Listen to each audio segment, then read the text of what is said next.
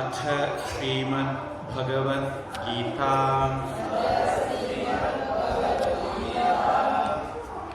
ஏழாவது அத்தியாயம் 13வது ஸ்லோகம். अथ सप्तमोऽध्यायः त्रिभिर्गुणमयैर्भावैः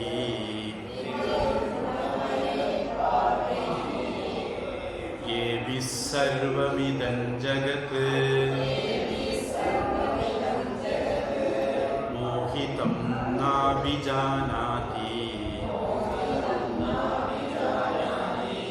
मामेभ्यः परमव्ययम् दैवी ह्येषा गुणमयी मम माया दुरत्यया मामेव ये प्रपद्यन्ते मायामेतां तरन्ति ते न मां दुष्कृतिनो मूढाः प्रपद्यन्ते नराधमाः माययापहृतज्ञानाः आसुरं भावमाश्रिताः चतुर्विधा भजन्ते माम् जनाः सुकृतिनोऽर्जुन आर्तो जिज्ञासुरर्थार्थी ज्ञानी च भरतर्षभ.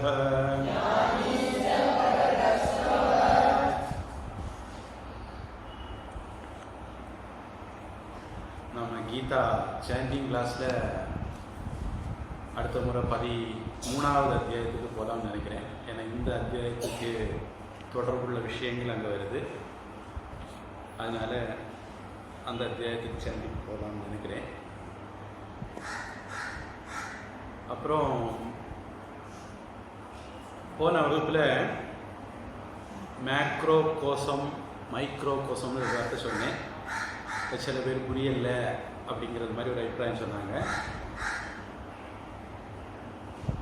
அதாவது வெஷ்டி சமஷ்டி அப்படின்ட்டு ரெண்டு சொல்லலாம். தனி மனிதன் ஒட்டு மொத்தம் அப்படின்னு நம்ம ரெண்டா பார்க்கலாம்.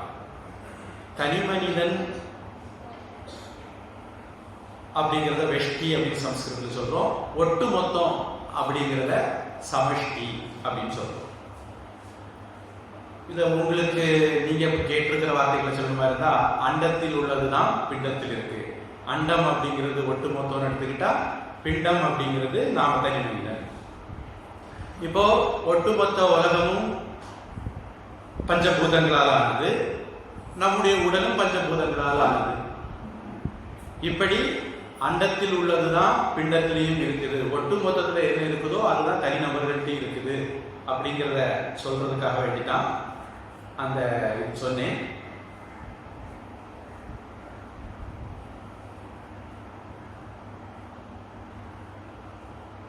இதுல அதுக்கு முன்னாடி ஒரு வகுப்புல நினைக்கிறேன், உங்க வகுப்புல தான் சொல்லியிருக்கேன்னு நினைக்கிறேன். மானச சஞ்சரரே அப்படின்ட்டு ஒரு பாடல். இந்த மாதிரிப்பட்ட அழகான அத்வைத பாடல்களை எழுதினவர் போதேந்திராள் அப்படிங்கிற மாதிரி நான் சொல்லியிருந்தா அது ஒரு திருத்தம். சதாசிவ பிரம்மேந்திராள் அப்படிங்கிறது அவருடைய பேரு.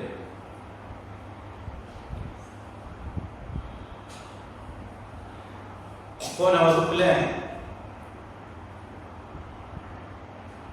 நாம உடல் அப்படிங்கிற அத்தியாசத்தை முதல்ல பண்றோம். அது தர்மி அத்தியாசம். அதாவது கற்பனை மயக்கம், அதுதான் அத்தியாசம் சொல்றோம். அதுல இருந்து பை ப்ராடக்ட்ஸ் நிறைய வருது. அது இந்த உடல் கருப்பா இருந்தா நான் கருப்பு, இந்த உடல் வெள்ளையா இருந்தா நான் வெள்ளை, இந்த உடல் குண்டா இருந்தா நான் குண்டு, இந்த உடல் ஒல்லியா இருந்தா நான் ஒல்லி, இந்த உடல் இத்தனை கிலோ எடை, இதுக்கு இந்த பேரு, இப்படி எல்லாம் இருக்குன்னு சொன்னேன். அதே மாதிரி இந்த உடலுக்கு பிறப்பித்தவர்கள் தாய் பெற்றோர், அது கூட பிறந்தவர்கள், இந்த உடலால் பிறப்பிக்கப்பட்டவர்கள் அப்படின்ற உறவுகள் ரீதியாகவும் நிறைய நாம மயக்கத்துக்குள்ள ஆளாகிறோம் அப்படின்னு சொன்னேன். இதுக்கு இதை ஒட்டியே நீங்க தொடர்ந்து இதை பத்தி யோசிங்க அப்படின்னு சொல்லி அனுப்பியிருந்தேன். நீங்க என்ன யோசிச்சீங்கன்னு தெரியாது. நான் அது தொடர்ந்து அதுக்கு இன்னும் கொஞ்சம் டிப்ஸ் சொல்றேன். இப்போ இந்த உடம்பு நான் அப்படின்னு நம்ம தப்பா நினைச்சிட்டோம்னா அதுக்கு அடுத்தது இதை ஒட்டி வேற என்னெல்லாம் கற்பனை பண்ணுவோம். இது இந்த ஜாதி, இது இந்த மதம், இந்த உடம்புக்குன்னு ஒரு மொழி வந்துடும், இந்த உடம்புக்குன்னு ஒரு இனம் வந்துடும். இப்போ இது எல்லாமே ஒரு தப்பான கற்பனை சொல்லுவாங்க. பிள்ளையார் சுழியே தப்பா போடுறது, அல்லது முதல் கோணல் முற்றிலும் கோணல்மாங்க. இந்த உடம்பு நான் ஆரம்பிக்கிற முதல் கோணல்ல இருந்து அப்புறம் எல்லாமே கோணலா போயிட்டு இருக்கும். அதனால இந்த உடம்பு நான் நினைச்ச உடனே நம்ம ஜாதி, மதம், இனம், மொழி இதெல்லாம் அடிஷனலா நமக்கு ஏற்படக்கூடிய மயக்கங்கள். இந்த மயக்கத்துக்கு நாம ஏற்றி வைக்கிற இந்த கருத்துக்களுக்கு சம்ஸ்கிருதத்தில் பயன்படுத்தக்கூடிய வார்த்தை தான் அத்தியாசம் அப்படின்ட்டு. பிரம்மசூத்திரத்துல முதல் தொடக்கமே அறிமுகமே சங்கரர் அத்தியாச பாஷ்யம் அப்படின்னு சொல்லி ஆரம்பிக்கிறார். அவர் சொல்றாரு, எவ்வளவு பெரிய அதிசயம், இருட்டும் வெளிச்சமும் என்னைக்காவது ஒன்ன சேருமா? சரி, தம பிரகாசவத்து இருட்டும் வெளிச்சமும் போல அத்தியந்த விருத்த யோகம், நேர எதிரான ரெண்டு விஷயம், முரணான ரெண்டு விஷயம். ஆனா மனுஷன் என்ன பண்றாருன்னா, அகம் இதம் நான் இவைகள் அப்படின்னு சொல்லிட்டு ஆத்மாவையும் அனாத்மாவையும், பரா பிரகிருதியும் அபரா பிரகிருதியும் ஒண்ணுக்குள்ள ஒண்ணு குழப்பிக்கலாம். இது ஒரு பெரிய ஆச்சரியம் தான் அப்படின்ட்டு சங்கரன் இந்த வார்த்தைகளோட தான் சொல்றார். அகம் இதம் அஸ்மத் யுஸ்மத் பிரத்யய கோச்சரையோகோ விஷய விஷயினோகோ, நான் விஷயி, இவையெல்லாம் எனக்கு விஷயங்கள். இந்த ரெண்டும் ஒன்னாக முடியாது, ஆனா இந்த ரெண்டையும் ஒன்னாக்கிடலாம் மனுஷன். அவ்வளவு கில்லாடி. இப்படிப்பட்ட நடக்கவே முடியாத விஷயங்களை மனுஷன் ஒன்னாக்குறதுக்கு தான் அத்தியாசம் அப்படின்ட்டு சங்கரர் சொல்றார். உங்களுக்கு ஒரு உதாரணம் சொல்றதா இருந்தா, ஒரு நெருப்பு குண்டு, ஷார்ட் புட் விளையாடுறதுக்கு ஒரு குண்டு, ஷார்ட் புட் தான் அதுக்கு பேர் நினைக்கிறேன், அந்த ஒரு குண்டு கொடுப்பாங்க. அந்த குண்டை நீங்க நெருப்புல போடுறீங்க. கொஞ்ச நேரம் ஆன உடனே அந்த நெருப்பு குண்டு என்னவாகும்? அப்படியே கனல் மாதிரி சொக்க சவையல்னு மாறி இல்லையா? அந்த நெருப்பினுடைய தன்மைய அந்த குண்டு தன்னுடைய தன்மை, நெருப்பு தான் செக்கச்செவல் இருக்கு, இப்ப குண்டு செக்கச்செவல் மாறிடுது, நெருப்பும் குண்டு ஒன்று மாதிரி ஆயிடுது. இனி இந்த குண்டுக்கு சூடு தன்மை உண்டா? கிடையாது. இப்போ அந்த சூடு தன்மை அதுக்கு வந்துடுது. இதே மாதிரி ஆத்மாவாகிய நாம, பரம்பொருளாகிய நாம, பராப்பிரகிருதியான நாம, நமக்கு சம்பந்தமே இல்லாத அழியக்கூடியது, தேயக்கூடியது, மறையக்கூடியது, இந்த மாதிரிப்பட்ட எல்லா குணங்களையும், உடலுடைய குணங்களை நம்முடைய குணங்களா மாத்திக்கிறோம், மனசனுடைய குணங்களை நம்முடைய குணங்களா மாத்திக்கிறோம், புத்தியினுடைய குணங்களை நம்முடைய குணங்களா மாத்திக்கிறோம், பிராணனுடைய குணங்களை நம்முடைய குணங்களா மாத்திக்கிறோம். இப்படி மற்றவர்களுடைய குணத்தை எல்லாம், அதுவும் இது எல்லாமே ஜடம். பூமி ராப்போ வளரோ வாயு சொன்னேன். நம்முடைய மனசு புத்தி இது எல்லாமே ஜடம், சேத்தனம் கிடையாது. நாம மட்டும்தான் சேத்தனம், அறிவு சொருக்கும். மீதி எல்லாமே அறிவு இல்லாதது. அதனால்தான் எப்ப இந்த உடலை விட்டு உயிர் பிரியுதோ, சேத்தனம் பிரியுதோ, நான் இந்த உடம்பை விட்டு எப்ப பிரிச்சிடறனோ அதுக்கு பிறகு உடல்ல கண்ணு இருக்கும், காது இருக்கும், ஆனா அது வேலை செய்யாது. எல்லாமே இன்டாக்டா இருக்கும், ஆனா எதுவும் வேலை செய்யாது. ஏன்னா யாரு அது வரைக்கும் தன்னுடைய சைத்தன்யத்தை கொடுத்துட்டு இருந்தாங்களோ அந்த ஆள் போயிட்டார். அதனால அது அதனுடைய ஒரிஜினல் ஜடஸ்வரூபத்துக்கு வந்துருது. ஆனா சில சமயங்கள் நமக்கு என்ன தோணுது அப்படின்னா, கண்ணுக்கு அறிவு இருக்கு, மூளைக்கு அறிவு இருக்கு, மனசுக்கு அறிவு இருக்குல்ல நம்ம நினைக்கிறோம். ஆனா ஒரிஜினலா அப்படி கிடையாது. நம்முடைய மூளை அப்படிங்கிறது அறிவியல் பூர்வமா பார்த்தா கூட ஒரு சதை கோளம் தான், அது அறிவு கிடையாது. ஆனா அது அறிவா மாறுறதுக்கு காரணம் சைத்தன்யத்தினுடைய ஆபாசம். எப்படி சூரிய ஒளி ஒரு கண்ணாடியில பட்டு அந்த கண்ணாடிக்கு ஒரு பிரதிபலிக்கிற தன்மை, ஒளி கொடுக்கிற தன்மை வந்துருதோ, சூரியனுடைய ஒளியை வாங்கி சந்திரன் ஒளி கொடுக்கக்கூடிய தன்மைக்கு வந்துருதோ, அந்த மாதிரி ஆத்மாவுடைய சாநித்தியத்துல, நம்முடைய சாநித்தியத்துல இந்திரியங்கள் எல்லாம் ஒளிமிக்கதாக சைத்தன்யம் உள்ளது போல மாறிடுது. எப்படி நெருப்பு குண்டு ஒளி இல்லாதது, சூடு இல்லாதது, நிறம் இல்லாதது, நெருப்பினுடைய சூடு, ஒளி, சிவந்த நிறம், இது எல்லாத்தையும் அது எடுத்துக்கிட்டு அது போலவே காட்சியளிக்கிறோ, அதே மாதிரி அப்படின்னு சொல்றாங்க. இப்போ இந்த மாதிரி அத்தியாசங்களை யாரு கடக்கிறாங்களோ அவங்க தான் ஞானி. 4 விதமான பக்தர்கள் அந்த ஞானியும் ஒருவன் அப்படின்னு பகவான் 16வது ஸ்லோகத்துல சொல்றாரு. இப்ப ஞானி சில விஷயங்களை அறிஞ்சிருப்பான், புரிஞ்சிருப்பான். என்னென்ன அறிஞ்சிருப்பான், புரிஞ்சிருப்பான் நம்ம ஏற்கனவே ஒரு ரவுண்டு லேசா பார்த்துருக்குறோம். அதே விஷயம் மறுபடியும் உங்களுக்கு நான் ஓர்வப்படுறேன். அதாவது நம்முடைய 4வது ஸ்லோகத்தில் இருந்து 12வது ஸ்லோகம் வரைக்கும் பார்த்த விஷயங்கள். நாராயணியத்துல முதல் செய்யுள் இப்படி தொடங்குது அப்படின்னு கேள்விப்பட்டேன். சாந்திரானந்த அவபோதாத்மகம் அனுபமிதம் கால தேச அவதிபியாம் நிர்முக்தம் நித்தியமுக்தம் நிகம சதசகசிரேன நிர்பாஸ்யமானம். இந்த மாதிரி அது போகுது. அதுல நாராயண பட்டதிரி சொல்றார், கால தேச அவதிபியாம், கால தேச எல்லைகளுக்கு நிர்முக்தம், அப்பாற்பட்டது. நமக்கு 4வது ஸ்லோகத்துல நாம அபராபிரகிருதி பத்தி பார்க்கிறோம். 5வது ஸ்லோகத்துல பராபிரகிருதி பத்தி பார்க்கிறோம். பராபிரகிருதி கால தேச எல்லைகளுக்கு அப்பாற்பட்டது, அபராபிரகிருதி கால தேச எல்லைகளுக்கு உட்பட்டது. இந்த கால தேச எல்லைக்கு உட்பட்டது அப்படின்னா எது ஒண்ணு காலத்துக்கு உட்பட்டதோ அது மாறும். இப்ப நாம நம்முடைய 1 வயசுல இருந்த மாதிரி இப்ப இல்லை, நம்முடைய 2 வயசுல இருந்த மாதிரி இல்லை, 3 வயசுல இருந்த மாதிரி, 10 வயசுல இருந்த மாதிரி இல்லை, 15 வயசுல இருந்த மாதிரி இல்லை, 30 வயசுல இருந்த மாதிரி இல்லை, 50 வயசுல இருந்த மாதிரி இல்லை. உங்க வயசுக்கு ஏற்ற மாதிரி நீங்க கணக்கு போட்டுருங்க. டைம் மாற மாற நாம மாறணும். எது ஒண்ணு காலத்துக்கு, நாம என்ன ஆத்மா இல்ல உடல், எது ஒண்ணு காலத்துக்கு உட்பட்டதோ அது மாறும்.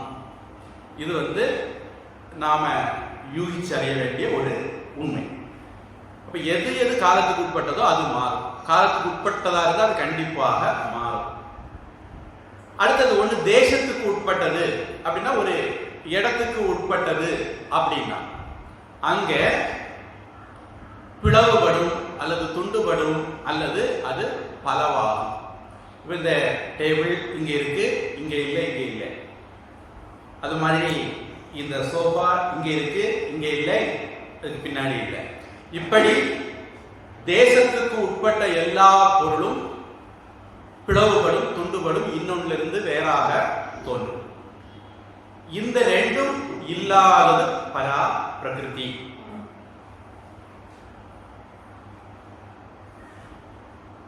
தட்சிணாமூர்த்திக்கு ஒரு பாடல் உண்டு, தேனி ஆசிரியத்தில் பாடுவாங்க, கால தேச வர்த்தமான அப்படின்னு வரும். சரி, இப்ப அபரா பிரகிருதி அப்படிங்கிறது அதுக்கு நேரம் மாறானது. ந பரா அபரா. அந்த ந அப்படிங்கிறதுக்கு பலவிதமான அர்த்தம் எடுக்க முடியும். அது அபாவ அர்த்தமா இருக்கலாம், அந்நிய அர்த்தமா இருக்கலாம், விரோத அர்த்தமா இருக்கலாம். இப்படி ஆ அப்படிங்கிற வார்த்தை அல்லது நஞ்சு அப்படிங்கிற நெகட்டிவ் பல அர்த்தம் தரலாம். இந்த இடத்துல பரா பிரகிருதி அல்லாதது, அதுல இருந்து வேறுபட்டது அப்படிங்கிற அர்த்தம் அப்பரா பிரகிருதி சொல்றோம். அது காலதேசத்துக்கு உட்பட்டது. இதுல அந்த பூமி ராப்போ அனலோ வாயு 4வது ஸ்லோகத்துல பகவான் 8 விதமான அபரா பிரகிருதியுடைய நிலை. அபரா பிரகிருதி 1, அது 8 விதமான நிலைக்கு மாறுது அப்படின்னு சொல்ற. அந்த இடத்துல நான் சொன்னேன், இது எதுவுமே ஸ்தூல நம்ம கண்ணுக்கு தெரிகிற விஷயங்களை பத்தி சொல்லல, சூக்ஷ்மமான பிரகிருதியை பத்தி சொல்லுது.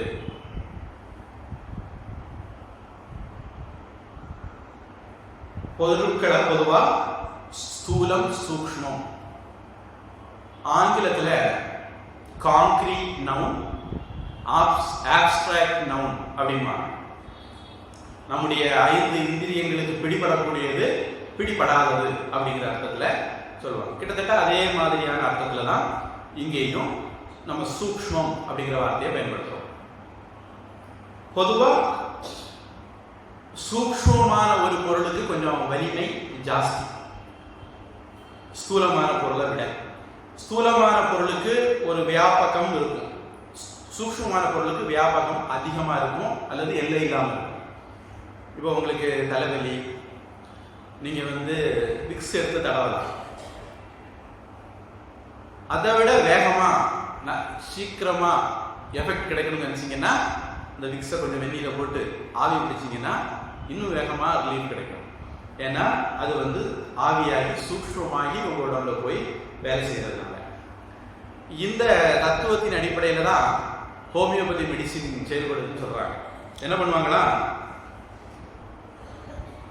2 பிரின்சிபல் அதுல இருக்கு. ஒன்று முள்ளா இருக்குது. உங்க உடம்புல அயோடின் சத்து குறைவு அப்படின்னா, அல்லது அயோடின் சத்து அதிகத்தினால ஒரு நோய் வந்திருக்கு அப்படின்னா, அவங்க என்ன பண்ணுவாங்க, அயோடின் மதர் டிங்சர் சொல்லுவாங்க. அதை ஒரு 1000 லிட்டர் கேலன்ல ஒரு சொட்டு விடுவாங்க. விட்டுட்டு அதை கலக்குவாங்க, கலக்கிட்டே இருப்பாங்க. எவ்வளவு கலக்க முடியுமோ கலவாங்க. எவ்வளவு கலக்குறீங்களோ அந்த அளவுக்கு அதுக்கு மருந்துக்கு எஃபெக்ட் கூட்டிகிட்டே போகும். பொட்டன்சி அப்படிம்பாங்க, கூட்டிகிட்டே போகும். அப்புறம் என்ன பண்ணுவாங்க, அதுல இருந்து ஒரு துளி எடுத்து இன்னொரு 1000 லிட்டர் தண்ணியில விடுவாங்க. அப்புறம் அதை கலக்குவாங்க. இதை கலக்குவாங்க, நல்லா கலக்கிற பிறகு அதுல இருந்து ஒரு துளி எடுப்பாங்க, இன்னொரு 1000 லிட்டர் தண்ணியில விடுவாங்க. இப்படி எத்தனை கேலன் மாத்துறாங்களோ, எந்த அளவுக்கு அதை சூக்ஷ்மம் ஆக்குறாங்களோ, எந்த அளவுக்கு ஆக்குவாங்களான்னா, நீங்க அறிவியல் ரீதியா லேப்ல கொண்டு போய் அந்த மருந்தை டெஸ்ட் பண்ணீங்கன்னா அதுல அயோடினே இருக்காது. அதாவது உங்களால ட்ரேஸ் அவுட் பண்ண முடியாது. அந்த அளவுக்கு தண்ணி மாத்திருப்பாங்க, அதை கலக்கிடுப்பாங்க, டைல்யூட் பண்ணிருப்பாங்க. ஆனா ஹோமியோபதியை பொறுத்த வரைக்கும் அப்படி எவ்வளவுக்கு எவ்வளவு பண்றாங்களோ அந்த அளவுக்கு அதனுடைய சக்தி கூட.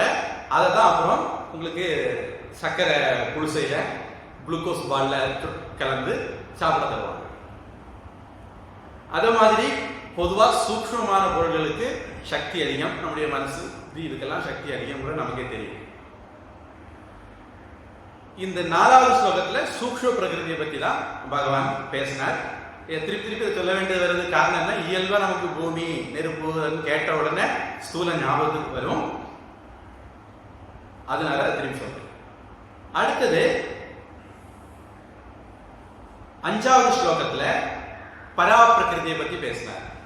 இப்ப நாம பார்க்கறது எல்லாம் அபரா பிரகிருத்தினா, பரா பிரகிருத்தினா எது அப்படிங்கிற ஒரு கேள்வி வருது. பரா பிரகிருதி எதுன்னா சைத்தன்யம். நம்ம பார்க்கறது ஜடம், அச்சேதனம். பொதுவா சில பேருக்கு இது எனர்ஜி, மேட்டர் அப்படின்னு சயின்ஸ்ல 2 வார்த்தை எடுத்துக்கிறாங்க. அதனால அது சம்பந்தமான ஒரு நோஷன் இருக்கலாம். அப்படி இருக்கிறவங்களுக்கு எனர்ஜி இருக்கு, மேட்டர் இருக்கு, 2 இருக்குன்னு தோணும். அறிவியல் பூர்வமாக கூட எனர்ஜி தான் மேட்டரா கன்வெர்ட் ஆகும். மேட்டர் ரிவர்ஸ்ல எனர்ஜி ஆகவும் முடியும் அப்படிங்கிறது அவங்களுடைய பிலாசபி. அதனால எனர்ஜி மேட்டர் ரெண்டுமே ஒன்று தான். அது நம்ம அச்சேதனம், அறிவில்லாதது அப்படிங்கிற பட்டியலில் வைக்கிறோம். அது அபரா பிரகிருதி பட்டியலில் வைக்கிறோம்.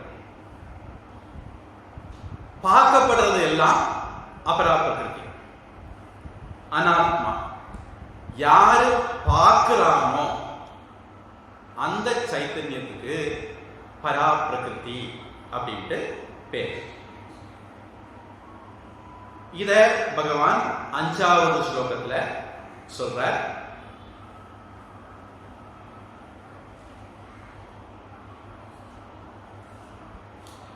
இப்போ இந்த பரா பிரகிருதி அபரா பிரகிருதிக்கு இடையில நமக்கு வித்தியாசம் கண்டுபிடிக்கிறதுல சில கஷ்டங்கள் இருக்கும். அதனால நம்ம ஏற்கனவே அந்த ஸ்லோகத்தை பார்த்த போதே நம்ம நிறைய உதாரணங்கள்லாம் பார்த்தோம். இப்போ கூடுதலா அரிசின்னு ஒண்ணு இருக்கு, அது பராபிரகிருதின்னு வச்சுக்கோங்க. அதுல இருந்து கஞ்சி, சோறு, அது சோறுலையும் சித்திரான்னம் அப்படின்னு சொல்லிட்டு லெமன் சாதம், புளி சாதம் அப்படின்னு பல வெரைட்டி, முறுக்கு, முந்திரி கொத்து அப்படி பல வெரைட்டி, அப்புறம் புட்டு, கொழுக்கட்டை, புரட்டி, தோசை, இட்லி, ஆப்பம், இடியாப்பம், இப்படி நிறைய வெரைட்டி. இது எல்லாத்திலையும்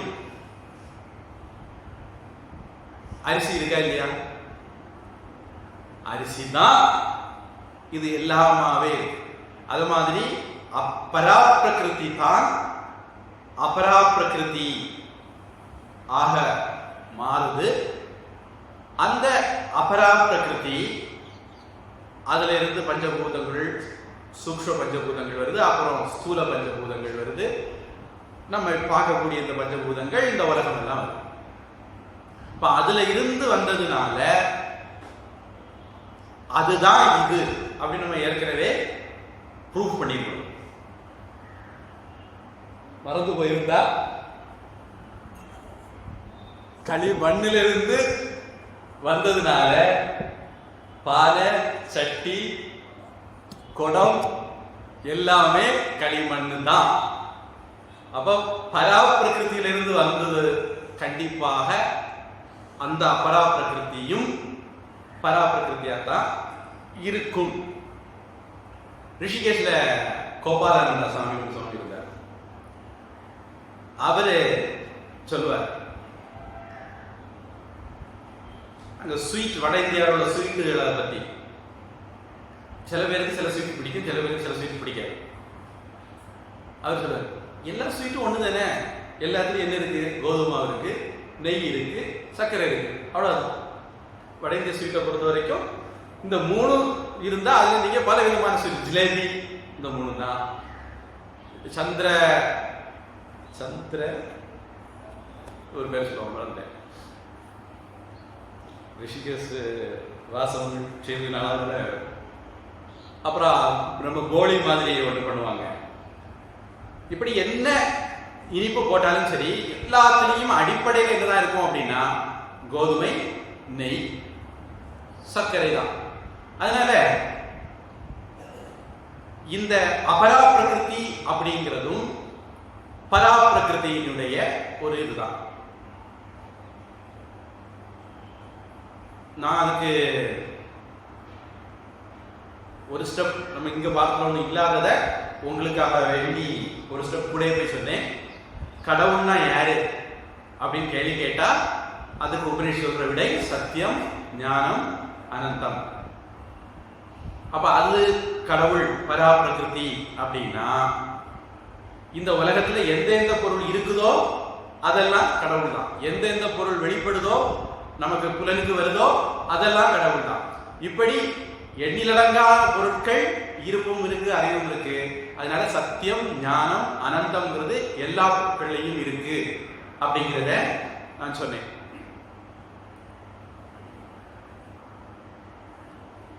அஸ்திபாதி பிரியம் நாம ரூபம் சேதி அம்ச பஞ்சகம். எல்லா பொருள்லையும் 5 விஷயங்கள் இருக்கு. அஸ்தி பாதி பிரியம் கூடுதலா நாமம் ரூபம். நம்ம நாம ரூபம் தான் நமக்கு பிடி கிடைக்குது, நம்ம கவனத்துக்கு வருது, நாம ஈஸியா உணர்ந்துக்கிறோம். அதுக்கு பின்னாடி இந்த 3 இருக்குங்கிறத நாம கோட்டை விட்டுறோம் அப்படின்ட்டு நான் சொன்னேன். அப்போ இந்த உலகம் முழுக்க வியாபிச்சு இருக்கிறார் பகவான். அப்படி இருக்கக்கூடிய பகவானுடைய தன்மையை தான் புருஷ சூக்தம் அப்படிங்கிற ஒரு நூல். சகஸ்ர சீருஷா புருஷः சகஸ்ராட்சः சகஸ்ரபாத் சபூமிம் விஸ்வதோ விருத்வா. அவருக்கு ஆயிரக்கணக்கான தலைகள், ஆயிரக்கணக்கான கண்கள், ஆயிரக்கணக்கான கைகள், ஆயிரக்கணக்கான கால்கள் அப்படிங்கிறது மாதிரி சொல்லுது. அதாவது நாம இந்த உலகத்துல எங்கெங்க கண்களை பார்க்கிறோமோ அங்கெல்லாம் அவர் இருக்கார், எங்கெங்க கைகளை பார்க்கிறோமோ அங்கெல்லாம் அவர் இருக்கார், எங்கெங்க கால்களை பார்க்கிறோமோ அங்கெல்லாம் அவர் இருக்கார். அப்புறம் சொல்லுது திரிபாத் ஊர்த்வ உதை பாதோ அஸ்ய விஸ்வா பூதானி. உன்னுடைய மொத்த இதுல 1/4 பங்கு தான், கொஞ்சம் தான் இந்த உலகம் ஆயிருக்கு, இன்னும் 3 பங்கு மிச்சம் இருக்கு அப்படின்னு. அந்த மகாபலி கதையில கூட பார்க்கிறோம், 2 அடி எடுத்து வச்சா அதுக்கப்புறம் இடம் இல்லை, அவர் அவருடைய தலையில கால் வச்சாரு பார்க்கிறோம். அப்போ இந்த பராப்பிரகிருத்தியினுடைய ஒரு சின்ன அம்சம் தான் இந்த எண்ணிலடங்காத உலகங்களாக கண்ணுக்கு எட்டாத சிந்தைக்கு எட்டாத இந்த ஒரு பிரபஞ்சமா மாறி இருக்கு. இந்த ஸ்தூல உலகமா மாறி இருக்கு அப்படிங்கிறது தான் 5வது ஸ்லோகத்துல 2வது வரி. யயா இதம் தாரியத்தே ஜெகத் அப்படின்ட்டு சொல்லுங்க. இந்த இடத்துல பொதுவா நமக்கெல்லாம் ஒரு கற்பனை என்ன அப்படின்னா, கடவுள் ஒரு ஆள் 4வது வானத்திலே 7வது வானத்திலே உட்கார்ந்துருக்காரு, அங்க இருந்துட்டு அவரு ரொட்டி தட்டி போடுறது மாதிரி இந்த உலகத்தை படைச்சு போட்டுட்டு இருக்காரு அப்படின்னு நமக்கு ஒரு எண்ணம். கிருஷ்ணர் அந்த இதுல இருந்து நம்மளை கொஞ்சம் ஒருபடி மேல கூட்டிட்டு வர, கடவுளே இந்த உலகமா இருக்க அப்படிங்கிற படிக்கு நம்மளை கூட்டிட்டு வர. இப்போ இதை புரிஞ்சுக்கிறதுல ஏதாவது சிரமம் இருந்தால் இன்னொரு உதாரணம் ஏற்கனவே இதை போட்டி காட்டியிருக்கிறேன். நாம கனவு காண்றோம்.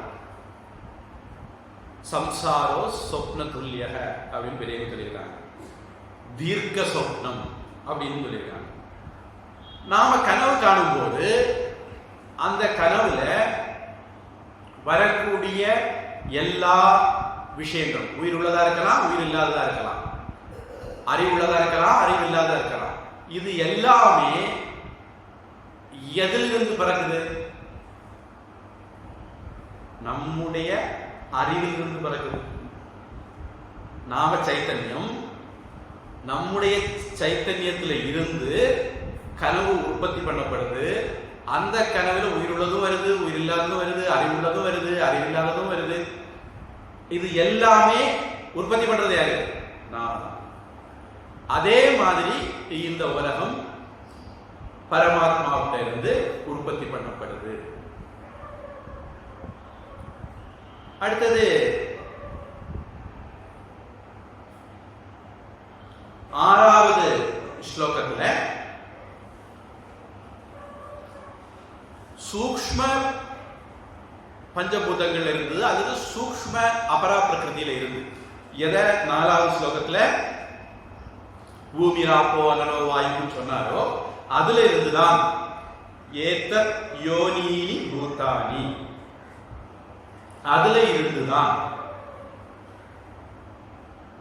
சர்வாணி பூதானி இது உபதாரய. இப்போ உன் கண்ணு முன்னாடி நீ கிரகிக்கக்கூடியதா இருக்கக்கூடிய இந்த உலகம், அதாவது ஸ்தூல உலகம் வந்தது அப்படின்ட்டு நீ தெரிந்து கொள். அப்போ 4வது ஸ்லோகத்துல சூக்ஷ்ம உலகத்தை பற்றி சொன்னார். இந்த 6வது ஸ்லோகத்துல முதல் வரியில ஸ்தூல உலகத்தை பற்றி பகவான் பேசுறார். அகம் கிருஷ்ணஸ்ய ஜெகதஹ பிரபவ பிரளயஸ்ததா. நான் தான் இந்த மொத்த உலகத்தினுடைய தொடக்கம். கனவு யார்கிட்ட உற்பத்தி ஆகுது? என்கிட்ட தான் உற்பத்தி ஆகுது. அது யார்கிட்ட லயமாகுது? அதுவும் நம்ம கிட்ட தான். அதே மாதிரி இந்த உலகமும் பகவான் தான் உற்பத்தி ஆகுது, பகவான் தான் லயமாகுது, பகவான் கிட்ட தான் அது இருக்கவும் செய்யுது அப்படிங்கிறத 6வது ஸ்லோகத்துல பகவான் சொன்னார். 7வது ஸ்லோகத்துல மத்த பரதரம் நான்யது கிஞ்சிதஸ்தி தனஞ்சய, என்ன தவிர இன்னும் ஒண்ணு இல்லை அப்படின்னு பகவான் சொன்னார். அதுக்குள்ள இன்னும் ஒரு நுட்பமும் இருக்கு. இந்த கருத்து நான் முன்னாடி காசுல சொல்லிட்டேன். இன்னும் ஒரு நுட்பமும் அதுல இருக்கு. பகவான் காரணம் இல்லாத காரணம். ஒரு பாடல் வரும், எனக்கு அது எங்க நான் கேள்விப்பட்டேன் ஞாபகம் இல்லை.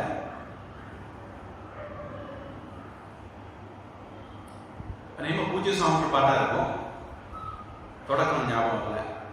சர்க ஸ்திதி லய காரண காரண அப்படின்னு ஒரு வரி வரும்.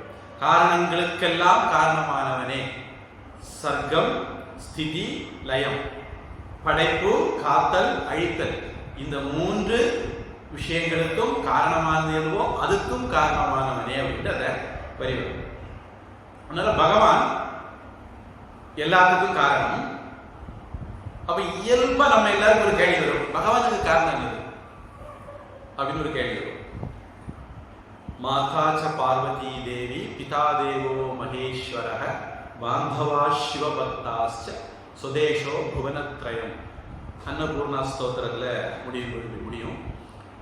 பார்வதி தான் நமக்கெல்லாம் அன்னை, சிவபெருமான் தான் தந்தை, சிவ பக்தர்கள் எல்லாரும் நம்முடைய குடும்பம் அப்படின்ட்டு அந்த ஸ்லோகம் சொல்லுது. பகவானுடைய தொடக்கத்தை நாம தெரிந்து கொள்ள முடியாது, முடிவையும் நம்ம தெரிந்து கொள்ள முடியாது. அப்படிங்கிறதுக்கு தான் அடிமுடி காணாத கதை அப்படின்னு ஒண்ணு இருக்கு. அது உங்களுக்கு எல்லாம் தெரிஞ்சிருக்குன்னு நினைக்கிறேன். திருவண்ணாமலையில கூட அது இருக்கு. பொதுவா சிவன் கோவிலுக்கு பின்பக்கத்துல அதை சித்திரமா கூட வச்சிருப்பாங்க. அதுக்கு ஏதோ ஒரு பேரு கூட சொல்லுவாங்க. ஆனா கண்டிப்பா அந்த சித்திரம் இருக்கும். அதுல பாத்தீங்கன்னா நேர கோவில் கற்பகிறது பின்பக்கத்துல இருக்கும். கீழே ஒரு பன்றியினுடைய படம் இருக்கும், மேல ஒரு அன்னத்தினுடைய படம் இருக்கும். அதுதான் உங்களுக்கு அதை அடையாளம் கண்டுபிடிக்கிறது தெரியவே வழி. அந்த இதுக்கு ஒரு பேரு சொல்லுவாங்க, இப்ப ஞாபகம் இல்லை. அப்போ பகவானுக்கு தொடக்கம் எது முடிவு எது அப்படின்னு நாம கண்டுபிடிக்க முடியாது. அந்த காரணமா எல்லாத்துக்கும் காரணமா இருக்கிற பகவானுடைய காரணத்தை நாம தெரிஞ்சுக்க முடியாது. நாம ஒருவேளை இப்படி ஒரு கேள்வி கேட்டோம் அப்படின்னா அந்த கேள்வி இந்த அடிப்படையே தெரியாதனால வருது. யாரு எல்லாத்துக்கும் காரணமோ, யாருக்கு காரணம் கிடையாதோ அவர் தான் பகவான். பகவான்கிறதுக்கு டெபினிஷனே ஏற்கனவே ஒழிச்சிருக்கேன், சத்தியம் ஞானம் அனந்தம் சொல்லியிருக்கிறேன். அது மாதிரி இன்னொரு டெபினிஷன், யார் எல்லாருக்கும் காரணமோ, யாருக்கு காரணம் கிடையாதோ அவர் தான் பகவானே சொல்ல முடியும். நாம் முன்னாடி சமயப்படுகிற காலத்துல சொல்றது, புது சமயம் டக்குனு கேள்வி கேட்பாங்க, கடவுள் தான் எல்லாருக்கும் அம்மா அப்பா, அப்பா சிவருமானுக்கு அம்மா அப்பா யாரு கேட்பாங்க. இயல்பா அவங்களுக்கு, ஏன்னா நம்ம என்ன பார்த்துக்கிறோம், எனக்கு அம்மா அப்பா இருக்காங்க, எங்க அம்மா அப்பாவுக்கு அம்மா அப்பா இருக்காங்க, அவங்களுக்கு அம்மா அப்பா இருக்காங்க அல்லது இருந்திருக்காங்க. இப்படியே நம்ம உலகத்துல எல்லாமே என்னதான் பாக்குறோம், ஒரு காரியம் இருந்தா அதுக்கு ஒரு காரணம் இருக்குன்னு பாக்குறோம். அந்த காரணம் இதுல விசேஷம் என்னன்னா, நான் ஒரு காரியம், எனக்கு ஒரு காரணம் இருக்கு, அவங்களும் ஒரு காரியம் தான், அவங்களுக்கு ஒரு காரணம் இருக்கு. அப்படியே அவங்களும் ஒரு காரணம் தான், அவங்களுக்கு ஒரு காரணம் இருக்கு. இப்படியே காரண காரியம்ங்கிறது தொடர்ந்து போயிட்டே இருக்கு. அதனால எல்லா பொருட்களுக்கும் ஒரு காரணம் இருக்கணுமே அப்படிங்கிற இயல்பான ஒரு இதுல நாம டக்குன்னு சிவருமானுக்கு அம்மா அப்பா யாரு, கடவுளுக்கு காரணம் யாரு, அந்த மாதிரி கேட்டுருவோம். ஆனா கடவுளுங்கிறதுக்கு டெபினிஷனே என்னது அப்படின்னா, யாருக்கு அம்மா அப்பா இல்லையோ, யாரு எல்லாருக்கும் அம்மா அப்பாவோ அவர் தான் கடவுள்னு சொல்ல லாயக்கான. ஒரு பாடல் பாடுவாங்க, இப்ப இந்த காலத்துல நாம கேட்டு கிடைக்கலன்னு நினைக்கிறேன். தாய் தந்தை இருந்தால் உலகினில் உமக்கு இந்த தாழ்வெல்லாம் வருமோ ஐயா அப்படின்னு சிவபெருமானை பார்த்து பரிதாபப்பட்டு ஒரு அம்மா பாடுறாங்க. ஒருத்தன் பெரும்படுத்த அடிக்கா, ஒவ்வொருத்தரும் ஒன்றை எந்த பாடுபடுத்துறாங்க. திருவிழா போனதை நாம பார்க்கிறோம். சிவபெருமான் நமக்காக வேண்டி பல பாடுபடுற. ஒருத்தன் விரல நீட்டிட்டு விரட்டிட்டு போறான். அப்புறம் மச்சா இருந்தா மலையேறி பழைக்கலாம் சொல்லிட்டு விஷ்ணு தான் வந்து காப்பாற்ற வேண்டி இருந்தது. இப்போ அந்த பக்தன் பாடுறான், உனக்கு மட்டும் ஒரு அம்மா அப்பா இருந்ததுன்னா நீ இப்படி எல்லாம் கஷ்டப்படணுமா, அவங்க வந்து உன்னை காப்பாத்திருப்பாங்க அப்படின்ட்டு சொல்றாங்க. இல்ல சிவபெருமானுக்கு அம்மா அப்பா கிடையாது, அதனால அவருக்கு ஒரு பேரு தாயும் ஆனவன். அது வேற ஒரு கதை இருக்கு. தாயும் ஆனவன் என்ன அர்த்தம்? அம்மையும் ஆனவன்னா அப்பாவும் ஆனவன்றது அதுக்குள்ள இருக்குது. அதனால அம்மா அப்பாவா அவர் தான் இருக்கார் அப்படிங்கிறது நம்ம எல்லாருக்கும்.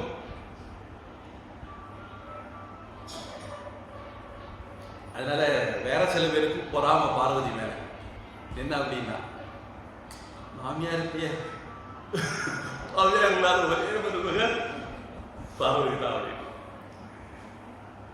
யாருக்கு தலைவன் இல்லையோ, யார் எல்லாருக்கும் தலைவனோ அவர்தான் விநாயகர். விநாயகர் வார்த்தைக்கே அதுதான் அர்த்தம்.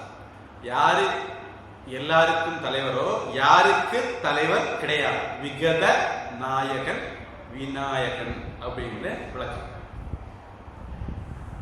பகவான்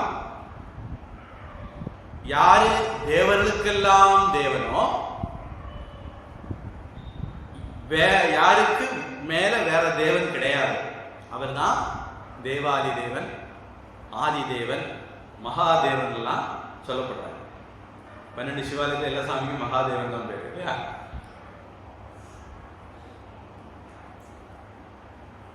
அப்போ மத்த பரதரம் நான் அந்நியத்து அஸ்தி கிஞ்சித் அஸ்தி அப்படின்னு சொல்லும் போது, எனக்கு மேலாக வேற யாரும் இல்லைன்னு சொல்லும் போது அதுல இன்னும் ஒரு கருத்து இருக்கிறது. அவருக்கு வேற காரணம் கிடையாது அப்படிங்கிறது.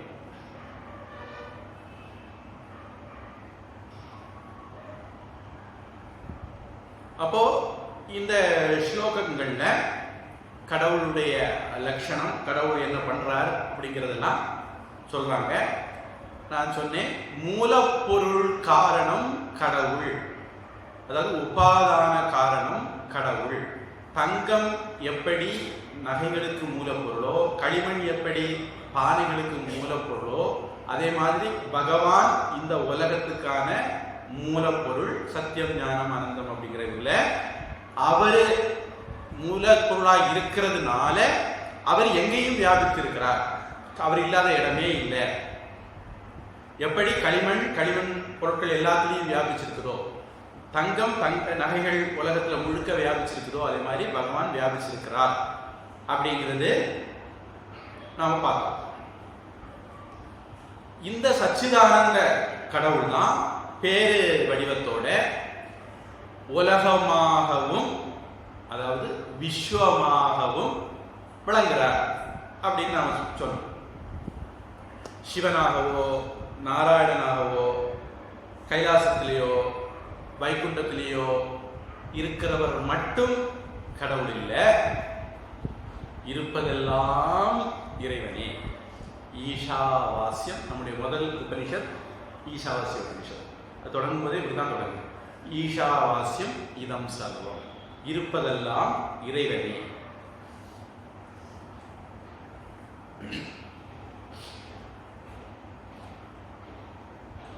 நம்ம இனிமேல் 11வது அத்தியாயம் வரப்போகுது. விஸ்வரூப தர்ஷன யோகம் அதுக்கு பேர். அதுக்கு அஸ்திவாரத்தை பகவான் இங்கேயே போட்டாச்சு. இந்த விஸ்வம் தன்னுடைய ரூபம் பகவான் தான் அப்படி.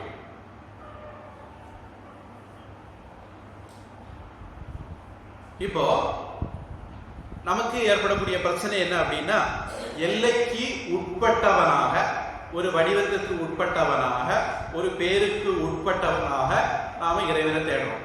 அதை நம்மளை பொறுத்த வரைக்கும் கடவுள்னா இன்ன பேரு, இன்ன வடிவம், இந்த மாதிரி இருப்பாரு அப்படின்னு நம்ம மனசுல, நமக்கு எல்லாத்துக்கும் ஒரு இஷ்ட தெய்வம் இருக்கு. அந்த இஷ்ட தெய்வத்தை மனசுல வச்சுக்கிட்டு உலகத்தை பார்த்தோம்னா அவரை காணலாம். அதனால நம்ம என்ன பண்ணணும்னு நினைக்கிறோம், கடவுள் இந்த உலகத்துல இல்ல போல இருக்கு அப்படின்னு நம்ம நினைக்கிறோம். நம்ம பார்க்கிற பார்வையில, நம்முடைய தேடுதல் இருக்கிற கோளாறுனால கடவுள் உலகத்துல இல்லாதது மாதிரி நமக்கு ஒரு தோற்றம் தெரியுது. கடவுள் அபரா பிரகிருத்தியா இருக்கும் போது ஒரு உருவத்துல, ஒரு தோற்றத்துல இருக்கார். ஆனா அவர் எந்த உருவம் வடிவம் இல்லாத இறைவன் ஒரு வடிவம் உருவம் எடுத்து நமக்காக வேண்டி வர. ராமகிருஷ்ணர் சொல்வார், நீராவி இருக்கு, அது குளிர்ந்து பனிக்கட்டி ஆகுது. அந்த பனிக்கட்டி ஆகும்போது நமக்கு ஒரு உருவம் தெரியும். நீராவியா இருந்ததும் பனிக்கட்டியா இருந்ததும் ஒரே விஷயம் தானே. அதனால நாம அதுல மயங்கக்கூடாது.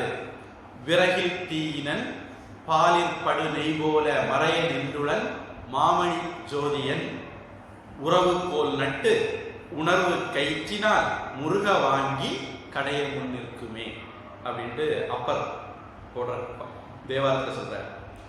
இப்போ விறகுல தீ இருக்கு அப்படின்னு நம்ம கண்ணுக்கு தெரியுதா இல்லை? ஆனா பழைய காலத்துல அரணிக்கட்டைன்னு ஒன்று உண்டு. மகாபாரதத்துல அஞ்ஞாதவாசம் முடியும் போது அந்த அரணிக்கட்டையை ஒரு மான் தூக்கிட்டு போயிடும். அப்போ இவங்க அதை தேடி போவாங்க. அப்பதான் யக்ஷ பிரஷ்னம்லாம் வருது. அந்த கட்டையை கடைஞ்சா அதுல இருந்து ஒரு பொறி வரும். அந்த பொறியில பச்சை பற்ற வைப்பாங்க. அந்த பச்சை பற்ற வச்சு அதை வச்சுதான் யாகத்தீய வளர்க்கணும். இந்த காலத்துல மாதிரி கொஞ்சம் மண்ணெண்ணெயை விட்டு பெட்ரோலை விட்டு யாகத்தீய வளர்த்துடலாம் அந்த அளவுக்கு போயிடுவாங்க. நம்ம போக போக பார்த்தா போயிடுவாங்க. அந்த காலத்துல அப்படி இல்லை. யாகத்தீக்கான நெருப்பு பொதுவா ஒவ்வொரு கிரகஸ்தனும் சில நெருப்புகளை மெயின்டைன் பண்ணணும். தட்சிணாக்னி, கார்கபத்தியாக்னி, ஆவகனியாக்னி, இந்த மாதிரி ஒவ்வொரு கிரகஸ்தரும் சில நெருப்புகளை மெயின்டைன் பண்ணணும். அந்த இதுல இருந்து நெருப்பு எடுத்து பண்ணணும். இப்ப யாக யஜ்ஞங்களுக்கெல்லாம், பெரிய யாகங்களுக்கெல்லாம் பண்ணணும்னா யாரு நித்திய அக்னி ஹோத்திரியோ, யாரு அவங்க வீட்டுல நெருப்பு அணையாமலே பார்த்துட்டு இருக்காங்களோ அந்த ஆள் வீட்டுல இருந்து நெருப்பு எடுத்து பத்த வைக்கணும் அப்படின்னு எல்லாம் விதிகள் இருக்கு. இன்னைக்கு இந்தியாவிலே அப்படி ஒரு 4-5 பேர் தான் கிடைப்பாங்க போல இருக்கு. அதனால பெரிய யாகங்கள்லாம் நடத்துறதா இருந்தா இவங்களை பந்தோபஸ்தோட கூட்டிட்டு போவாங்க. ஏன்னா இவங்க கூட்டிட்டு போற வழியில இவங்களுடைய நித்திய அனுஷ்டானம் முடங்கிடக்கூடாது. அதனால அது முடங்காதபடிக்கு இவங்களை கூட்டிட்டு போவாங்க அப்படின்னு அப்படி ஒரு நடைமுறை இருக்கு. அதனால விறகுல தீ இருக்கு. பழைய காலத்து அரணிக்கட்டை அதை மனசுல வச்சுட்டு அப்புறம் பாடுறாரு. ஆனா விறக பார்த்தா நமக்கு தெரியறது இல்லை, அதை கடையும் போதுதான் நமக்கு தெரியுது. பாலில நெய் இருக்கு, பாலை பார்க்கும்போது தெரியறது இல்லை. அதை உரகுத்தி அப்புறம் தயிரை கடையும் போதுதான் நமக்கு தெரியுது. இத மாதிரி பகவான் எல்லாத்துக்குள்ளேயும் நிறைஞ்சிருக்கிறார். சத்தியம் ஞானம் அனந்தமா இருக்கிறார். நமக்கு ஒரு உருவத்துல பேர்ல நாம லாக்கா இருக்கிறதுனால அந்த கடவுள் எங்கேயும் தட்டுப்படலையேங்கிறதுனால நம்ம கடவுள்னு நினைக்கிறோம். பக்தி வலையில் படுவோம் அப்படின்ட்டு ஒரு வரி இருக்கு. நவந்தரு வேதம் நாதனே நடிப்பன் அப்படின்னு ஒரு தேவார வரி இருக்கு. நம்ம அதை கொஞ்சம் திருத்தி ஞான பக்தி வலையில் படுவோம்னு சொல்லிக்கிட்டு. ஏன்னா யாருக்கு சத்தியம் ஞானம் அனந்தமாக பகவான் இருக்காரு, ஞானம் இருக்கோ அவருக்கு எல்லாமே பகவான் தான் அப்படிங்கிறது இப்படி கிடைச்சிடும். பொதுவா ஞானம் அப்படின்னா என்ன அப்படிங்கிறதுக்கு ஒரு வரியில எங்க ஆச்சாரியா பதில் சொல்லுவார். சர்வாத்ம பாவம் தான் ஞானம். அதாவது எல்லாவற்றையும் ஒன்னாக தானாக அறிகிறது, அதான் ஞானம். நம்ம இங்க விவேகானந்தர்ல கூட எழுதி போட்டிருக்குன்னு நினைக்கிறேன். யாரு தன்னை அறியவில்லையோ அவன் கடவுளை அறிய முடியாது அப்படிங்கிற துணியில ஒரு வாசகம் விவேகானந்தர் சிலை பக்கத்துல எழுதி போட்டிருக்கு. அதனால சர்வாத்ம பாவம் தான் எல்லாவற்றையும் ஆத்மாவாக காண்றது, தானாக காண்றது, ஒன்னாக காண்றது, அதுதான் ஞானம். கீதை கூட அதுதான் சர்வத்திர சமதர்ஷினக வித்யா வினய சம்பன்னே பிராமணே கவி ஹஸ்தினி சுனீச்சைவ ஷபாகேச்ச பண்டிதாக சமதர்ஷினக அப்படின்னு சொல்லுவோம். படித்தவனிடத்திலும் சரி வித்யா வினய சம்பன்னே, பிராமணே கவி பிராமணனிலையும், கவி பசுவிலையும், ஹஸ்தினி யானையிலையும் சரி, சுனி நாயிலும் சரி, சொபாகேச்ச அந்த நாயை சாப்பிட்றவங்கிட்டையும் சரி, எல்லார்கிட்டையும் பகவான் சமமாக வீட்டிருக்கிறார் அப்படின்ட்டு யாரு பார்க்கிறாங்க, சமமாக வீட்டிருக்கிற பகவான் யாரு பார்க்கிறாங்களோ அவன் தான் அந்த சமதர்சனம் உள்ளவனை தான் ஞானின்னு சொல்ல முடியும் அப்படின்ட்டு பகவான் சொல்றாரு. நான் நினைக்கிறேன் அது இனிமேல் வரக்கூடிய ஸ்லோகங்கள் வருதுன்னு நினைக்கிறேன். 9வது தொட்டி தான் வரலாம். அப்போ ஞானினா இப்படி இருக்கணும், இப்படி இருந்தால்தான் அவர் ஞானி. நம்ம சதுர்விதா பஜந்தே மாவுல இப்படி ஒரு ஞானியை பற்றி பேச்சிருக்கு. அதனால தான் தஸ்திவார நான் போட்டுட்டு இருக்கேன். இப்போ எல்லா இடத்திலையும் பகவானை பார்க்கிறதா இருந்தால் புருஷ சூக்தம் ஆனாலும் சரி, ருத்ரம்னு ஒன்று இருக்கு அதுல பார்த்தாலும் சரி, விஷ்ணு சஹஸ்ரநாமம், லலிதா சஹஸ்ரநாமம், இந்த மாதிரி இதில் பார்த்தாலும் சரி, இதெல்லாம் பார்த்தீங்கன்னா அதனுடைய வர்ணனைகளை நீங்க பார்க்கும்போது இந்த எல்லாமே இறைவனா இருக்காங்க அப்படிங்கிற மாதிரி தான் அந்த வர்ணனை போகும். திருடனாக நீ தான் இருக்கிற, கொள்ளக்காரனா நீ தான் இருக்கிற, இப்படியெல்லாம் ருத்ரத்துல வரும். என்ன அர்த்தம் அப்படின்னா இந்த உலகத்துல பகவானை தவிர எதுவுமே இல்லை. இந்த உணர்வு யாருக்கு வருதோ அவன் தான் ஞானி. அப்ப விஸ்வரூப தர்சனம் யாருக்கு ஏற்பட்டிருக்குதோ, விஸ்வரத்தை இறைவனாக பார்க்கிற பார்வை யாருக்கு ஏற்பட்டிருக்குதோ அவன் தான் ஞானி.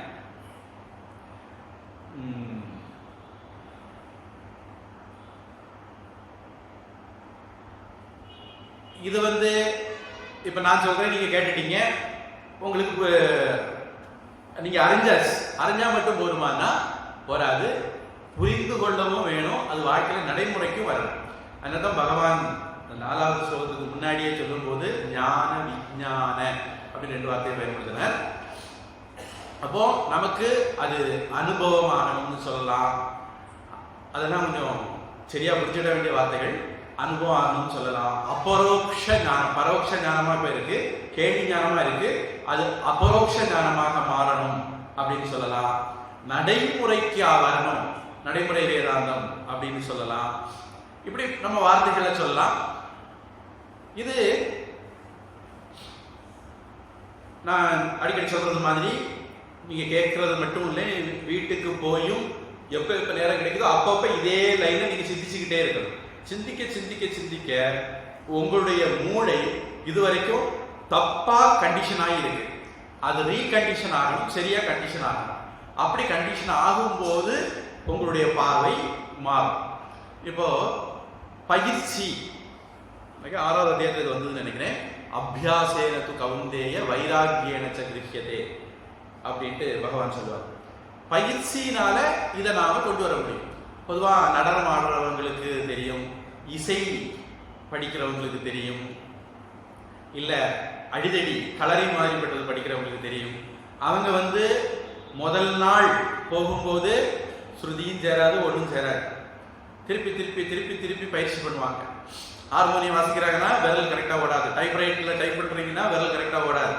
ஆனா நீங்க திருப்பி திருப்பி திருப்பி திருப்பி பயிற்சி பண்ணி வரும்போது ஒரு கட்டத்துக்கு மேல கண்ணை மூடிக்கிட்டே வேற எங்கேயும் பராக்கு பார்த்துக்கிட்டே அதை செய்யக்கூடிய திறமை உங்களுக்கு வந்துடும். இத மாதிரி நாம எவ்வளவு எவ்வளவு பயிற்சி பண்றோமோ, ஏன்னா நம்முடைய மூளையில ஞாபக சக்தி அல்லது அறிவுங்கிறது நியூரான்ஸினுடைய கனெக்ஷனால தான் ஏற்படும். அந்த நியூரான்ஸ் பல ஜென்மங்களாக நீ இந்த உடம்பு, நீ இந்த மனசு அப்படின்னு நம்ம பதிச்சு வச்சிருக்கோம். அதை நம்ம ரீஓரியன்ட் பண்ணணும். அப்படி பண்றதுக்கு நாம மறுபடி அதை செரிக்கற்ற பயிற்சி பண்ணணும். பொதுவாக இப்போ ஏதாவது ஒரு விஷயம் படிக்கிறோம், ஸ்பெல்லிங்கோ அல்லது உச்சரிப்போ தப்பா படிச்சிட்டோம், ரொம்ப நாள் பழகிட்டோம். அப்புறம் ஒருத்தர் சொல்றாங்க, இல்லை இல்லை இது இப்படி சொல்லக்கூடாது, இப்படி சொல்லணும், இப்படி எழுதக்கூடாது, இப்படி எழுதணும்னு சொல்றோம். நமக்கு அவங்க சொன்ன உடனே அது மாறாது. நாம மறுபடி அதை திருப்பி திருப்பி திருப்பி எழுதி அல்லது சொல்லி பழகும் போது கொஞ்ச நாள் எடுத்து அது மாறும். அத மாதிரி நாம உருவக்கடவுளை பார்க்கணும் அப்படின்ற ஓரியன்டேஷன்ல, இஷ்ட தெய்வத்தை பார்க்கணுங்கிற ஓரியன்டேஷன்ல ரொம்ப நாள் பழகிட்டோம். அதுல இருந்து நாம வெளியே வரணும். கிருஷ்ணனை பார்க்கணும், ராமனை பார்க்கணுங்கிற முயற்சியில இருந்து நம்மளை விடுவிச்சு இந்த சிருஷ்டிய, இந்த உலகத்தை, இந்த படைப்பை, இந்த விஸ்வத்தை இறைவனாக பார்க்க வைக்கிறதுக்கு கிருஷ்ணர் இங்க நமக்கு ஒத்தாசை பண்றார். இந்த ஸ்லோகங்கள் அந்த திசையை பார்த்து நம்மளை திருப்புது. இந்த 7, 8, 9, 10 இந்த அத்தியாயங்கள் எல்லாம் கிருஷ்ணன் நம்முடைய மனசை தயார்படுத்துறதுக்கு செய்யக்கூடிய வேலைகள் தான். அப்புறம் 11வது அத்தியாயத்தில் நாம போகும்போது கடவுள் தோன்றணும், கடவுள் எனக்கு காட்சி தரணும் நினைக்க மாட்டோம். நம்ம ஏற்கனவே கடவுளை பார்த்து தானே இருக்கோம். இது பார்ப்பதெல்லாம் இறைவனே அப்படிங்கிற நிலைமைக்கு வந்துருவோம். அதனால எப்போ பகவான் ஆகாசமாக, வாயுவாக, நெருப்பாக, நீராக, பூமியாக, மண்ணாக, மனமாக, புத்தியாக, அகங்காரமாக இருக்கிறார் அப்படின்னு நாம் படிச்சிட்டோமோ, அப்புறம் முன்னாடி இருக்கிறதெல்லாம் அதெல்லாம் தானே, அதெல்லாம் ஆன பொருட்கள் தானே, அப்ப அதெல்லாம் பகவான் தானே அப்படிங்கிற உணர்வு நமக்கு வருது. அப்போ படைப்பையே இறைவனாக பார்க்கக்கூடிய பக்குவத்தை ஏற்படுத்துறதுக்கு பகவான் முயற்சி பண்றார். இதை இன்னொரு விதமா சொல்றதா இருந்தா, ஏக ரூப ஈஸ்வரன்ல இருந்து அநேக ரூப ஈஸ்வரனுக்கு நம்முடைய பார்வையை பகவான் மாத்த முயற்சி பண்றார். விஷாலமாக, சரியான வார்த்தை, நம்முடைய பார்வையை விஷாலமாக்குறதுக்கு பகவான் நமக்கு பயிற்சி கொடுக்கிறார். அப்போ விஸ்வரூப ஈஸ்வர தர்சனம் தான் சரியான தர்சனம், ஞானம். ஏகரூப ஈஸ்வர தர்சனம், அந்த பகவான் வருவார் போவார். கிளாஸ் வரும்போது ரூம்ல இருந்து வெளியே வருவாரு, கிளாஸ் முடிச்சுட்டு ரூம்குள்ள போயிடுவாரு. ஆயாராம் கயாராம் அப்படின்னு ஹிந்தியில சொல்லுவாங்க. வருவாரு போயிடுவாரு. நாம கோபியர்கள் மாதிரி கோபிகாக்கு தான் பாட வேண்டியதான். ஏன், கிருஷ்ணன் வந்தா சந்தோஷம், கிருஷ்ணன் போனா துக்கம். துக்கத்துல அவங்க பாடுறதுதான் கோபிகா கீதம். என்ன, நமக்கு அவங்களுக்கும் ஒரு சின்ன வித்தியாசம். அவங்க அப்படி அழும்போது கூட ரொம்ப ரகமா பாடுறாங்க. பாகவதம் சொல்லுது, ருருதுகு சுஸ்வரம் ராஜன், ரொம்ப இனிமையான சுரத்தோட அழுறாங்க. கிருஷ்ண தர்ஷன லாலச, கிருஷ்ணனை பார்க்கணுங்கிற ஆசையில. தாசாம் ஆவிரபூத் சௌரிகி, அவங்க முன்னாடி கிருஷ்ணன் தோன்றினார். ஸ்வயமானக முகாம்புஜக, சிரிச்ச முகத்தோட தோன்றினார். பீதாம்பரதர ஷக்வி சாக்ஷாத் மன்மத மன்மதக, மன்மதனை விட பெரிய மன்மதனான கிருஷ்ணன் மஞ்சள் பட்டாடையோட மாலைகளோட அவங்க முன்னாடி தோன்றினான். எப்படியானாலும் திருப்பி அவர் போயிடுவார். அழுதாங்க, வந்தார், திருப்பி போயிடுவார், திருப்பி அழுவாங்க, வருவார், திருப்பி போயிடுவார். ஏகரூப ஈஸ்வர தரிசனத்துல இப்படி ஒரு இது இருக்கு. அவர் நம்ம கண் முன்ன வருவார், போவார். ஆனால் நம்ம பார்க்கறதெல்லாம் இறைவனா பார்த்தால் அப்படி வராது. ஒடியா பாபான்னு ஒரு சுவாமி இருந்தார், என்னுடைய ஞாபகம் சரியா இருந்தா அவர் தான். அவர் கண்ணை திறந்து வச்சுட்டே தியானம் பண்ணுவார். ஏன் அப்படின்னா, பொதுவாக தியானம் இருக்காக வேண்டி, பகவானை பார்க்கறதுக்காக வேண்டி. நம்ம கண்ணை திறந்து வச்சிருந்தா நமக்கு இதற்கு இப்படி தனித்தனி ஆட்கள் தான் தெரியும், விருப்பு வெறுப்போட தான் விஷயங்கள் நமக்கு தெரியும். அவர் ஞானம் அடைஞ்சவராக இருந்ததுனால அவர் கண்ணை திறந்துட்டு எது பார்க்கிறாரோ அது அவருக்கு இறைவன் தான். அதனால அவருக்கு கண்ணை மூட வேண்டிய அவசியமே இல்லை அப்படின்னு சொல்லுவாங்க. அதனால எங்கெங்கு காணினும் சக்தியடா தம்பி 7 கடல் அவள் வண்ணமடா அப்படின்னு பாரதியார் சொன்னது மாதிரி, சச்சிதானந்த இறைவன் தோன்றதும் இல்லை, மறைகிறதும் இல்லை. சர்வம் விஷ்ணுமயம் ஜெகத் அப்படின்னு விஷ்ணு பக்தர் சொல்லிக்கீங்க. சர்வம் சிவமயம் ஜெகத் அப்படின்னு சிவபக்தர் சொல்லிக்கலாம். சர்வம் தேவிமயம் ஜெகத்னு தேவி பக்தர் சொல்லிக்கலாம். யாரு உங்களுடைய இஷ்ட தெய்வமோ அவருடைய பரா பிரகிருதி உண்மை சொரூபங்கிறது சச்சிதானந்தம். அந்த சச்சிதானந்தம் எப்போதும் எங்கேயும் இருந்துகிட்டே இருக்கு. அதனால அது இழக்கிறதுக்கு அது நம்ம விலகிறதுக்கு வாய்ப்பே இல்லை. அதனால பகவான் இந்த ஸ்லோகங்கள்ல தன்னை ஜெகத்துக்கு காரணமாக உபாதான காரணமாக அறிமுகப்படுத்துறார். அவருக்கு 2 பிரகிருதி உண்டு சொல்றார். ஒரு நாணயத்துக்கு 2 பக்கம் மாதிரி தலையும் போகும் சேர்ந்தா தான் நாணயங்கிற மாதிரி பராபிரகிருதியும் அபராபிரகிருதியும் சேர்ந்தா தான் அந்த பிரம்மம். அந்த பராபிரகிருதி சேதன அம்சம் அறிவு ஸ்வரூபம், அபராபிரகிருதி அச்சேதன அம்சம் அது சக்தி அல்லது பொருள் ஜடம் அல்லது எனர்ஜி அப்படி வேணாலும் நீங்க வச்சுக்கலாம். ஒளியும் இருளும் போல அப்படின்னு ஒரு உதாரணம் நான் ஏற்கனவே உங்களுக்கு சொன்னேன். அல்லது நாமளும் நம்முடைய நிழலும் போல அப்படின்னு சொல்லலாம். இந்த 2 நிலைகள் இருக்கிற பகவான் ஒண்ணுதான். ஒரே பகவானுடைய மித்யா அம்சம் அபராபிரகிருதி, உண்மை அம்சம் சத்திய அம்சம் பராபிரகிருதி அப்படிங்கிற ஞானம் ஞானிக்கு இருக்கும். அபராபிரகிருதி மாறக்கூடியது, பராபிரகிருதி மாறாதது. அபராபிரகிருதி பலதாக இருக்கும், பராபிரகிருதி எப்போதும் ஒன்னாகவே இருக்கும். இப்படிங்கிறதெல்லாம் ஒரு ஞானிக்கு இருக்கும். ஏன ரூப ரசம் கந்தம் சப்தான் ஸ்பர்ஷாஞ்ச மைதுனான் ஏதேனைவ விஜானாதி கிமத்ர பரிசிஷ்யதே ஏதத் வை தத். நீ கேட்டியப்பா ஆத்மா உண்டா இல்லையா அப்படின்னு எல்லாம் கடவுபனிஷத்துல யமதர்மராஜா நச்சிகேதனுக்கு சொல்றாரு. அதுதான் இது. ஏதத் வை தத். நீ கேட்டாது இதுதான். எது?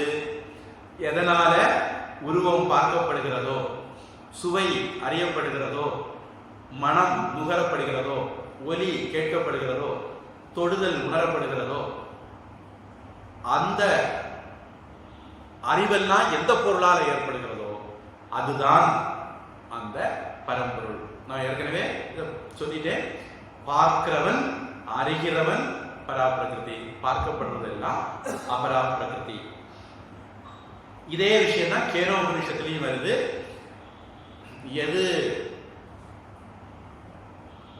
எது எல்லாவற்றையும் பார்க்கிறதோ எதை பார்க்க முடியாதோ, எது எல்லாவற்றையும் கேட்கிறதோ எதை கேட்க முடியாதோ அப்படிங்கிறது மாதிரி கேனோபனிஷத்துலயும் வருது. இப்படிப்பட்ட பகவானை யார் உணர்ந்தவனோ அறிந்தவனோ அவனை நம்ம ஞானின்னு சொல்றோம். இந்த ஞானி எனக்கு ரொம்ப பிடித்தமானவன் அப்படின்னு பகவான் சொல்ல போற. அடுத்த வகுப்புல பார்ப்போம். பிரார்த்தனை.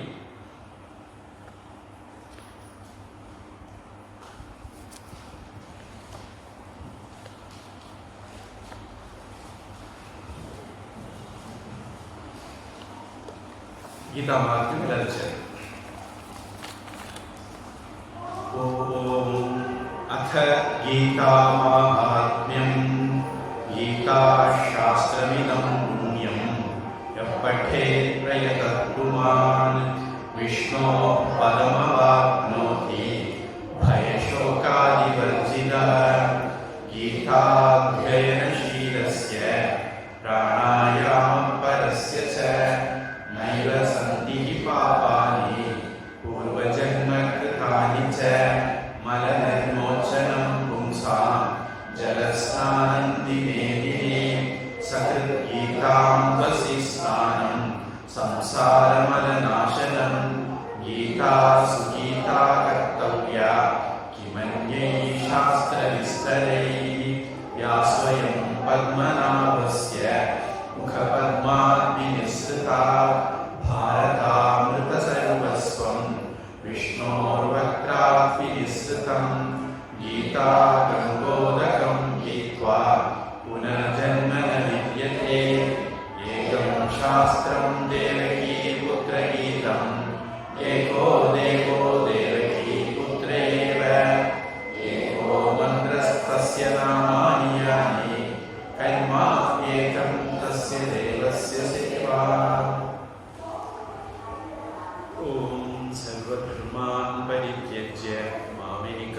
शरणं व्रज अहं त्वा सर्वपापेभ्यः मोक्षयिष्यामि मा शुचः यत्र योगेश्वरः कृष्णः यत्र पार्थो धनुर्धरः तत्र श्रीविजयो भूतिः ध्रुवानीतिर्मतिर्मम हरिः ओं तत्सत् सर्वं ब्रह्मार्पणमस्तु श्रीकृष्णार्पणमस्तु।